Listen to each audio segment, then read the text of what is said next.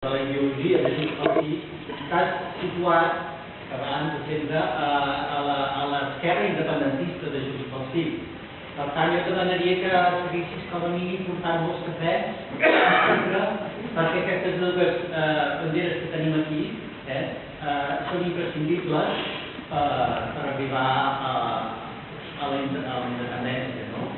Ja cadascú votarà dretes, esquerra i el que sigui. Després, abans hem parlat de sanitat, parlaves dels usuaris, jo soc treballador de sanitat i també vull aprofitar per demanar-te que lluiteu tot el possible perquè no es desmunti la sanitat pública, gratuïta i de qualitat per a tothom. Actualment els treballadors de la sanitat públics estem, per dir-ho simplificat, treballant el doble a meitat de preu i estem deixant literalment la salut. I poc falta, si es continua així, perquè la sanitat pública se'n vagi. Qui tingui que la reduir ja se la pagarà, i si no, doncs, el dia farà certs anys que anirà mal. I per últim, voldríem demanar-te que t'esclaressis una mica més amb el tema lingüístic. Perquè, evidentment, els que són catalanoparlants tenim moltes ganes de poder viure plenament en català, però els que al mateix temps som independentistes del tot, també al mateix temps volem, suposo que podem compartir un parlar plural, que el tema lingüístic, ara el conflicte lingüístic que pogués haver-hi, no vagi en detriment de les possibilitats d'arribar per fi aviat a l'independència. I ja està. Molt bé. Escolta.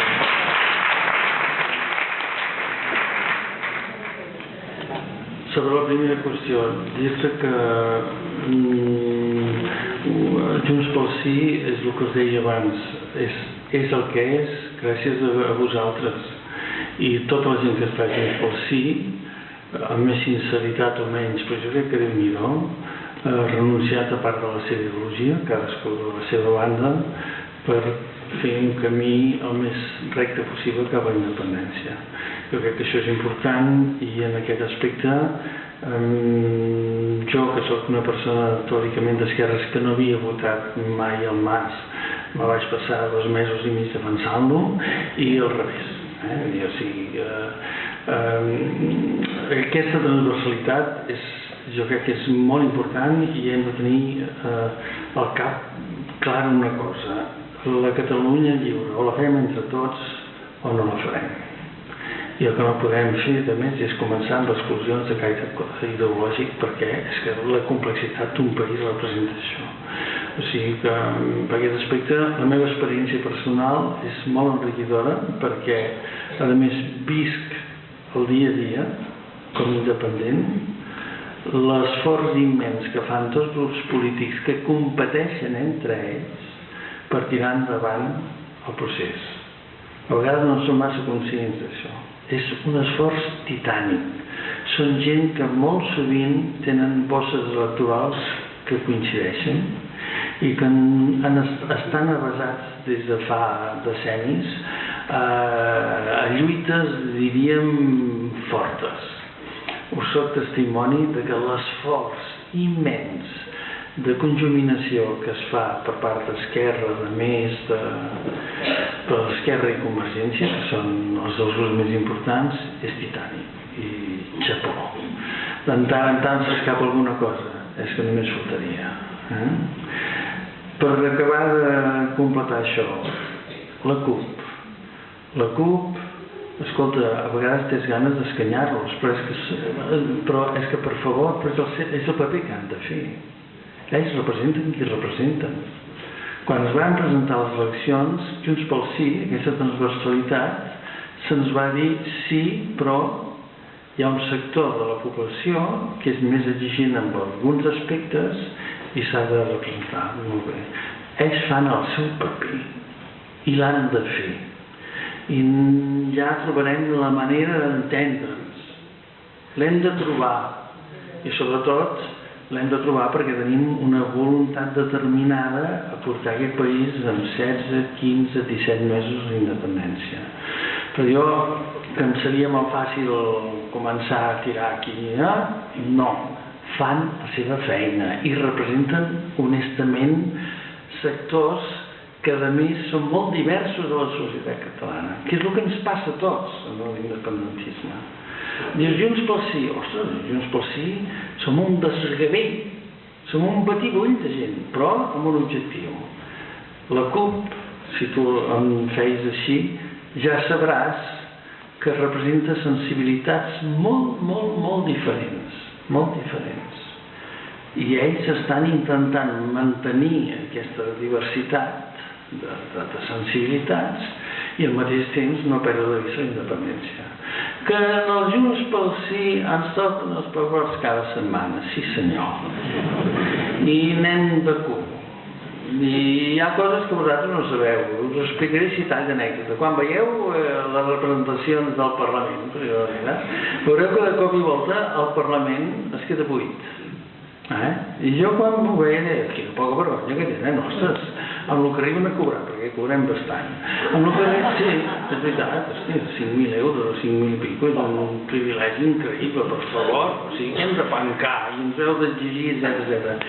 Quan veieu que es quedem fora, i que quan ara la presidenta ara defensaran no sé qui, no sé quants del diputat, i veus que la gent va marxar, sabíeu que van a treballar, perquè les lleis es discuteixen així. O sigui, el Parlament de Catalunya té un funcionament que mentre n'hi ha uns que presenten la llei per la setmana que ve o aquella mateixa tarda, en els passadissos del costat estan transaccionant sense parar, però sense parar, i venen la gent, a vegades els veus entrar i fan cara així com perquè estan treballant. O sigui, es treballa moltíssim, molt bé. Doncs ens toquen els pebrots. Molt bé, és la seva obligació tocar-nos, sense passar-se, per favor. Però jo ho entenc així. Tenim una finalitat i aquesta transversalitat que molts mitjans de comunicació diuen això no arribarà enlloc i és al revés. Per favor, que no ho veieu, que és gràcies a això que tirem endavant. És que contínuament hem de fer un exercici de canviar.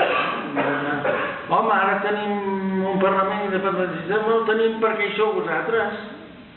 I la força la té el Parlament, no, la tenim vosaltres. I a nosaltres ens poden inhabilitar tant com vulguin si vosaltres continueu. Ara, si vosaltres deixeu de continuar i us penseu que és feina nostra, s'ha acabat, no donem ni 5 minuts. M'enteneu? Això és bàsic, i per això jo faig aquestes xerrades, perquè tinc ganes de dir-vos sobretot, escolta, nosaltres no sé si us sabrem vendre-us el peix. No sé. És igual, perquè si existim és perquè vosaltres ja existiu abans. I tot aquest procés comença amb vosaltres i s'acabarà amb vosaltres. M'explico? És que si no, per favor. Però això no és una masturbació d'un intel·lectual o d'un cantant que desafina més el conte. No, és una realitat contrastada ja. I per això és un moviment totalment especial. I per això ens mira tot el món. I com que no ens deixen exercir la llibertat democràtica que ens mereixem, estem inventant una nova manera de fer democràcia. I estem inventant una nova manera d'assolir la independència. És la primera vegada que està passant això. I per això totes les cancelleries europees estan venint i mirant-nos. I per això el Romeva no para de parlar anglès. Per dir d'una manera. No, però no para, sincerament no para. Sabeu que som la segona o la tercera ciutat de tot el món amb número de consolats. Home, és que tothom... I sabeu per què? Perquè vosaltres hi sou. Tu veus que l'Holanda... Poso sempre aquest exemple perquè per mi és exemplar.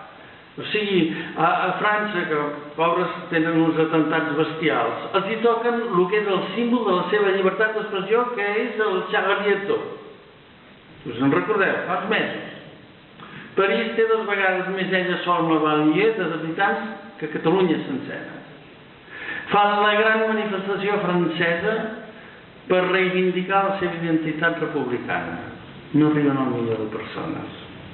Tu creus que a l'Holanda, en la seva taula, quan li arriba la informació de que cada any entre 1,5 milió i 2 milions de persones, que no ho sabrem mai, és igual, tant se va, es manifesten cívicament, no hi ha cap president de govern, de primer ministre que pugui aconseguir això, cap!